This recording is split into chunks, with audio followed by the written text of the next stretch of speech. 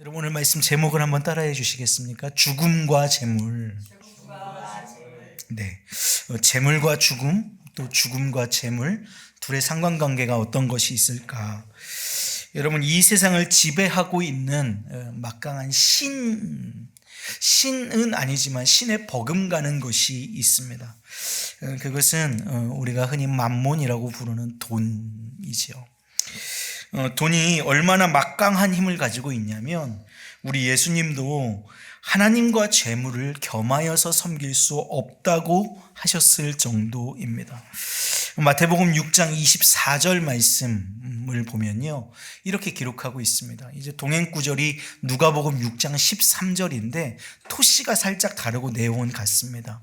그래서 이렇게 기록하고 있어요. 한 사람이 두 주인을 섬기지 못할 것이니 혹 이를 미워하고 저를 사랑하거나 혹 이를 중히 여기고 저를 경히 여김이라. 너희가 하나님과 재물을 겸하여 섬기지 못하느니라. 이 말은 있는 그대로 우리가 받아들이면 될 것 같습니다. 하나님과 재물을 겸하여 섬길 수 없다라는 말을 하나님을 섬기는 자는 돈을 섬길 수 없고 반대로 돈을 섬기는 자는 하나님을 섬길 수 없다는 말입니다. 여러분 이 세상에 그 무엇이 또 그 누가 하나님과 대적할 만한 것이 있겠습니까? 아무것도 없습니다. 하나님을 대적할 수 있는 명예도 없고 권세도 없습니다. 이름도 없습니다. 하지만 돈은 우리로 하나님을 저버리게도 하고 하나님을 대적하게도 만듭니다. 돈, 재물, 만몬, 그것은 그만큼 강력한 힘을 가지고 있는 것입니다. 그래서 우리는 동시에 섬길 수 없기 때문에 돈과 하나님을 양자택일해야 합니다. 그리고 오늘 예수 그리스도를 주라 고백하는 저희들은 이미 결정한 줄로 믿습니다. 하지만 오늘 말씀을 통해서 우리가 어떤 것들을 놓치고 있었는가, 우리의 신앙의 고백은 어디에 머물러야 하는가를 다시 한번 점검해 볼 수 있기를 원합니다. 여러분 그리스도인에게 있어서 그렇다면 재물은 과연 악한 것일까? 여러분 결코 그렇지 않습니다. 재물은 재물 그대로 악한 것이 아닙니다. 우리가 그리스도인이라는 이름을 가지고 이 세상을 살아가지만 여전히 우리에게 있어서 돈, 재물, 그것은 우리에게 필요한 것입니다. 필요를 넘어서서 반드시 필요한 그것입니다. 여러분 우리가 혹시 믿음이 너무 좋아서 나는 예수님을 잘 믿기 때문에 돈이나 재물 따위는 필요 없다고 말한다? 여러분 이것은 조금 잘못된 신앙입니다. 그리스도인에게도 돈, 재물은 반드시 필요한 것이죠. 그러나 돈이 우리의 필요를 넘어서서 자랑이 되는 것은 지양해야 할 것입니다. 그것이 우리에게 우상이 되고 그것이 우리의 섬김의 대상이 되고 그것이 우리의 자랑이 되는 것, 내가 돈이 있음이 자랑이 되는 것은 우리가 필연 피해야 하는 것, 지양해야 하는 것, 그것이 그리스도인의 물질관인 것이죠. 그래서 성경은 우리에게 정확하게 말합니다. 우리의 필요를 따라 채우신다고 말씀합니다. 성경은 너희를 부하게 하겠다. 성경은 이 세상에서 떵떵거리면서 살게 하겠다라고 말씀하지 않으시고 우리의 필요를 따라 때에 따라 우리를 채우시겠다고 말씀하십니다. 우리 예수님께서도요, 누가복음 12장 29절에서 30절 말씀에 보면 이렇게 말씀하고 계세요. 너희는 무엇을 먹을까, 무엇을 마실까 하여 구하지 말며 근심하지 말라. 이 모든 것은 세상 백성들이 구하는 것이라. 너희 아버지께서는 이런 것이 너희에게 있어야 할 것을 아시느니라. 무슨 말입니까? 너희 아버지께서는 이런 것, 우리가 구하는 것, 물질들, 우리의 필요들, 이런 것들이 우리에게 필요할 것들을 이미 아시고 그 필요를 따라 우리에게 채우신다는 말씀인 줄로 믿습니다. 여러분, 물질은 악한 것은 아닙니다. 그러나 그것이 우리의 섬김의 대상이 되고 그것이 우리의 인생의 제1가치가 될 때 그것은 상대적으로 악해질 수밖에 없는 요소가 다분하게 있는 것이지요. 가치 중립이라고 하는 것들을 우리가 생각할 때에 늘 그런 것입니다. 여러분 술이 악합니까? 술, 그것 자체로 악한 것 아닙니다. 그러나 그것을 통하여서 우리가 성령에 취하기보다 술에 취하여 우리의 삶 가운데에 끼쳐오는 악영향이 많기 때문에 그것을 금하라고 교회에서는 말씀드리고 명령하는 것이지요. 돈도 마찬가지입니다. 돈 자체가 악한 것은 아니라 그 돈이 하나님보다 위의 개념으로 올라설 때 돈뿐만 아니라 그 무엇이라도 하나님 위에 설 때 모든 것은 악해지는 것입니다. 여러분, 우리 그리스도인이 가져야 할 경제관념은 물질의 지배를 당하는 것이 아니라 물질을 지배하며 사는 것인 줄로 믿습니다. 물질의 지배를 당하는 것이 아니라 물질을 지배하며 사는 것이라는 것이지요. 여러분, 성경은 그것을 딱 두 글자로 정의합니다. 한번 따라해 보시겠습니까? 자족. 예, 그렇습니다. 자족하며 사는 삶, 자족하며 사는 인생을 물질을 지배하는 삶이라고 오늘 우리에게 말씀합니다. 빌립보서 4장 11절에 이렇게 기록하고 있거든요. 내가 궁핍함으로 말하는 것이 아니니라 어떠한 형편에든지 나는 자족하기를 배웠나니. 디모데전서 6장 6절은 또 이렇게 얘기하죠. 그러나 자족하는 마음이 있으면 경건은 큰 이익이 되느니라. 여러분, 자족을 우리 청년들이나 또 우리 어린 아이들에게 어린이 주일학교에서 이런 것들을 이제 설명해야 할 때가 있어요. 이제 설명이 너무 어렵습니다. 아이들이 받아들이기에 이거를 굉장히 좀 정신승리 같은 걸로 여겨요. 나는 없어도 괜찮아. 나는 없어도 이런 대로 행복해 라고 하는, 그냥 내가 정신으로 승리하는 그냥 그런 것으로 여겨요. 그런데 그런 게 아니라 나는 있어도 하나님 때문에 행복하고 없어도 하나님 때문에 충분한, 그것을 우리는 자족이라고 부른단 말이죠. 여러분, 자족하는 저와 여러분의 삶이 되시기를 주님의 이름으로 축복합니다. 이유가 있습니다. 여러분, 우리가 이렇게 자족하며 살 수 있는 이유가 분명히 있단 말이에요. 그것은 인생이 유한하다라는 것입니다. 인생이 유한하기 때문에 우리는 자족하며 살 수 있다는 것이죠. 그것을 오늘 시편이 우리에게 말씀해 주고 있거든요. 오늘 시편 말씀을 하나하나 가져가면서 우리 그 유한함이 우리의 인생에 어떠한 자족함을 주는지를 깨달으실 수 있는 기회가 되시기를 바랍니다. 오늘 시편 말씀을 한번 진행해 나가 볼 텐데요. 오늘 3절 4절 말씀부터 한번 진행해 나가 보겠습니다. 시인은요, 먼저 자신이 가진 지혜와 명철을 말하겠다고 예고하는 것처럼 3, 4절을 진행해 나갑니다.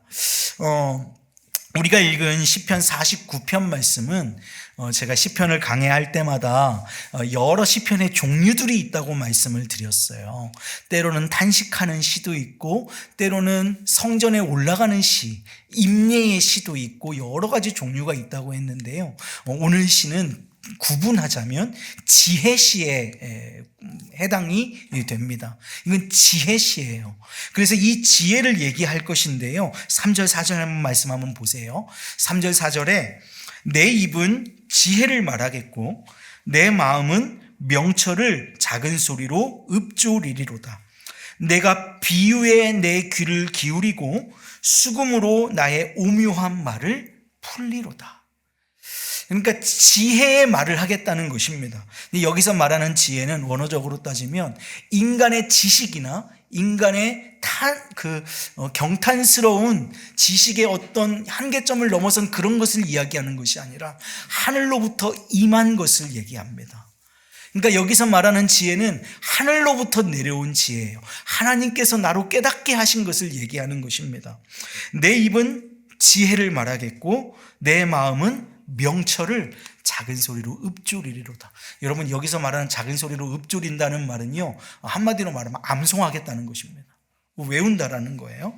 비유에 집중하겠다. 귀를 기울인다는 말은 비유에 집중할 것이고, 수금으로 나의 오묘한 말. 우리가 이 오묘한 말이 무엇인가에 대한 관심이 많은데요. 되게 이 원어를 딱 해서 대체되는 말이 있어요. 이게 수수께끼입니다. 이 오묘한 말이 다른 말로 그냥 수수께끼예요. 수수께끼와 같이 감춰져 있는 것을 내가 풀어내겠다라고 하는 것입니다. 그럼 이 지혜가 뭘까? 이 시인이 말하고자 하는 하늘로부터 임한 그 지혜와 명철과 수수께끼 같은 그 말이 과연 뭘까? 여러분, 이 말을 들어야 하는 사람들이 누구일까요? 먼저 부자들일까요? 여러분, 오늘 1절 2절 말씀 한번 보세요. 1절 2절 말씀에 이렇게 말합니다. 뭇 백성들아 이를 들으라. 세상의 거민들아 모두 귀를 기울이라. 귀천 빈부를 막론하고 다 들을지어다. 여러분, 주의 복음은 온천하 만민 세계와 열방 속에 증거되어야 하는 줄로 믿습니다. 믿는 자도 들어야 하겠지만 믿지 않는 자도 들어야 합니다. 이것이 하나님의 말씀이기 때문에 그렇지요. 여러분, 주의 말씀이 증거되기를 원합니다. 선포되기를 원합니다. 모든 사람에게 주의 지혜의 말씀이 증거되기를 원하는 것이지요. 여러분, 하나님이 우리에게 주신 진리는 우리만을 위한 것이 아니라 세상의 모든 하나님의 지혜의 말씀에 귀 기울여야 하는 모든 사람에게 필요한 것인 줄로 믿습니다. 여러분, 시인이 말하고자 하는 지혜가 모든 사람에게 들려져야 하는데 이 지혜는 과연 무엇이냐? 여러분, 그것은 재물을 의지하고 부를 사랑하는 사람에 대한 것입니다. 여러분, 오늘 6절 말씀은 이렇게 얘기해요. 어떤 내용을 내가 말할 거냐? 요약합니다. 요점 정리는 이거예요. 자기의 재물을 의지하고 부유함을 자랑하는 자에 대해 얘기하겠다. 이렇게 얘기합니다. 아까 뭐라고 말씀드렸지요?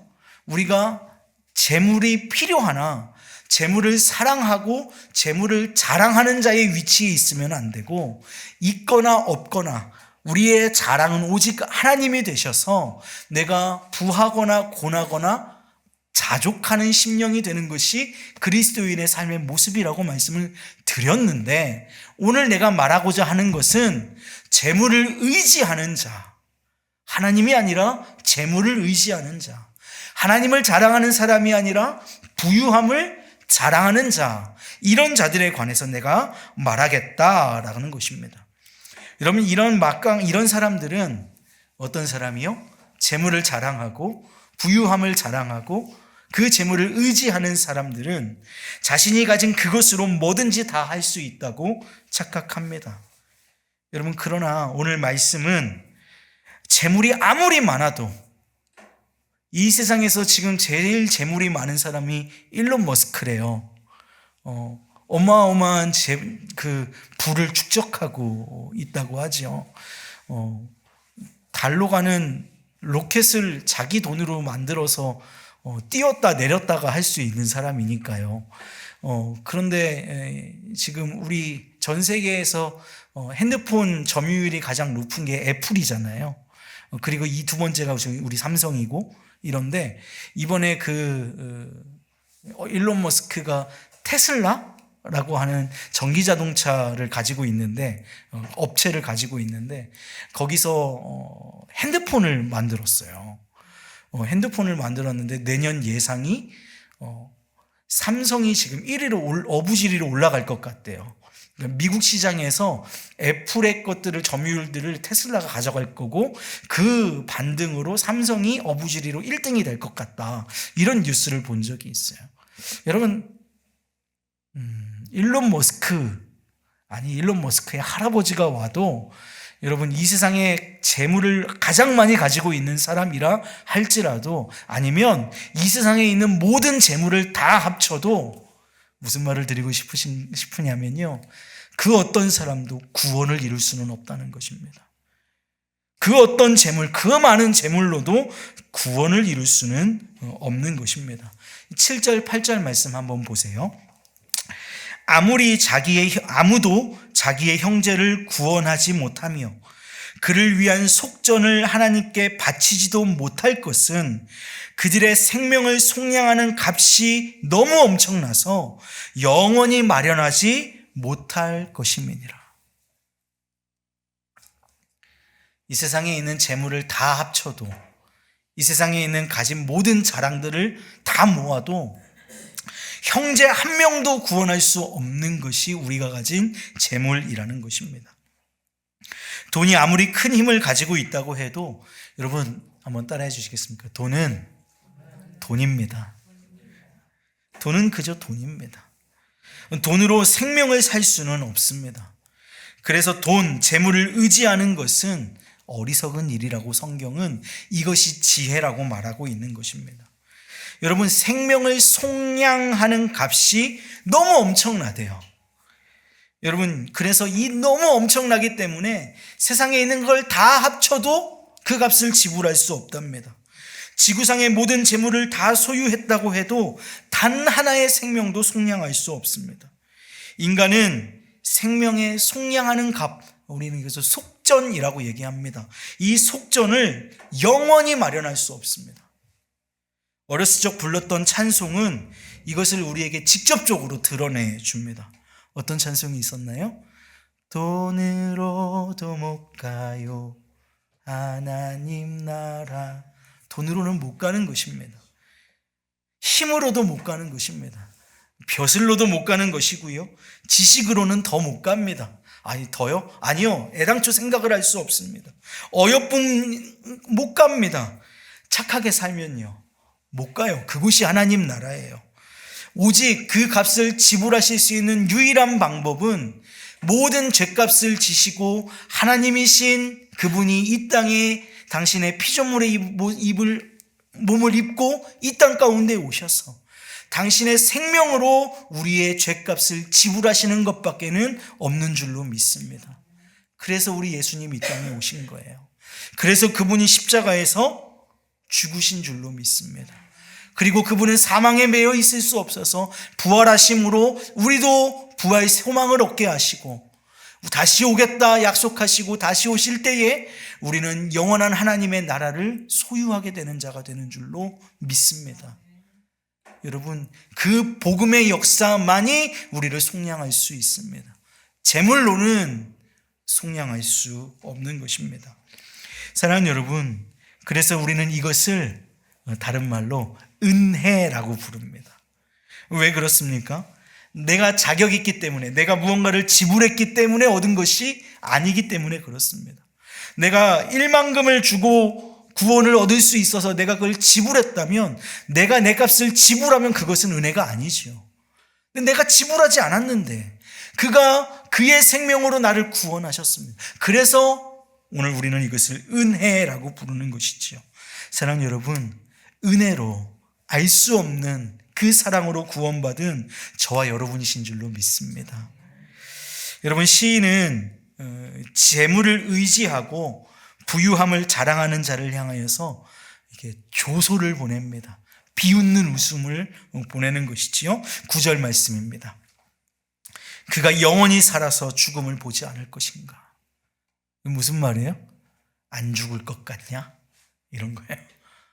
다 죽는데 너 안 죽을 것처럼 그렇게 사니? 이렇게 얘기하고 있는 겁니다. 여러분, 사람에게 정해진 것이 있습니다. 무엇이지요? 죽음입니다. 인생이 유한합니다. 다 죽습니다. 모든 사람이 결국에는 죽는다는 것은 장명한 사실입니다. 오늘 10절 말씀이 이렇게 얘기해요. 그러나 그는 지혜 있는 자도 죽고 어리석고 무지한 자도 함께 망하며 그들의 재물은 남에게 남겨두고 떠나는 것을 보게 되리로다. 무슨 말입니까? 죽는다. 지혜 있는 자도 죽고 어리석은 자도 죽고 결국은 재물 그거 끝까지 잡고 있으려고 하지만 그거 남의 손에 다 떠내려가게 되고 너는 죽는다. 이 말입니다. 히브리서 9장 27절은 이렇게 얘기해요. 한 번 죽는 것은 사람에게 정해진 것이다. 여러분, 다 죽습니다. 많은 재물을 가진 자들도 움켜쥐고 있던 모든 것을 남겨두고 세상을 떠날 수밖에 없습니다. 여러분, 우리 예전에 돌아가신 분들 입에다가 뭐 노잣돈 막 이러면서 이렇게 넣어주고, 여러분 아무 필요 없죠. 저희 할아버지 돌아가셨을 때 저희 아버지 형제가 12이라고 말씀을 드렸잖아요. 물론 둘째 큰아버지가 저희 할아버지보다 먼저 돌아가셔서 11명의 형제가 이렇게 모였는데 그 중에 목사가 셋입니다. 그러니까 돌아가신 둘째 큰아버지도 목사님이시니까 그 자리에 모인 분들이 11명 중에 2분이 목사님이시고 대부분이 크리스천들이십니다.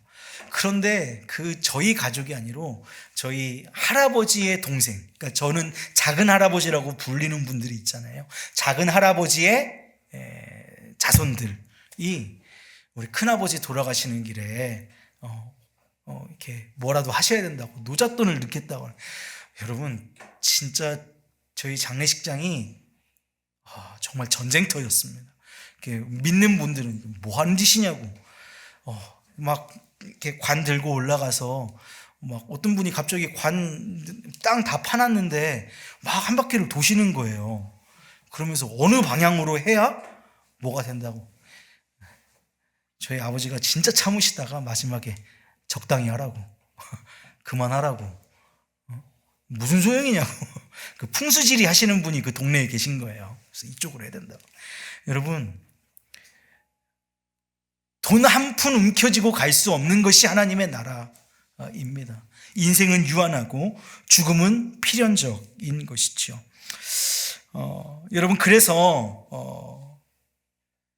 오늘 성경은 우리에게 얘기하는 거예요. 자족할 수 있어야 한다. 그 자족은 우리에게 어떻게 가능하냐면 우리가 죽음을 생각하며 살 때 가능한 것인 줄로 믿습니다.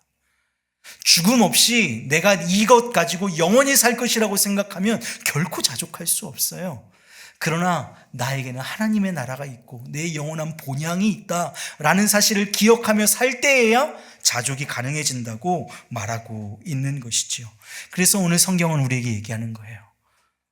움켜쥐려 살지 말고 죽음을 기억하며 살라는 것입니다. 재물을 의지하는 자는 마치 영원히 이 세상에 있을 것처럼 살아갑니다. 결국에는 남에게 넘어가게 될 재물을 죽기 직전까지 붙들면서 살아가는 거죠.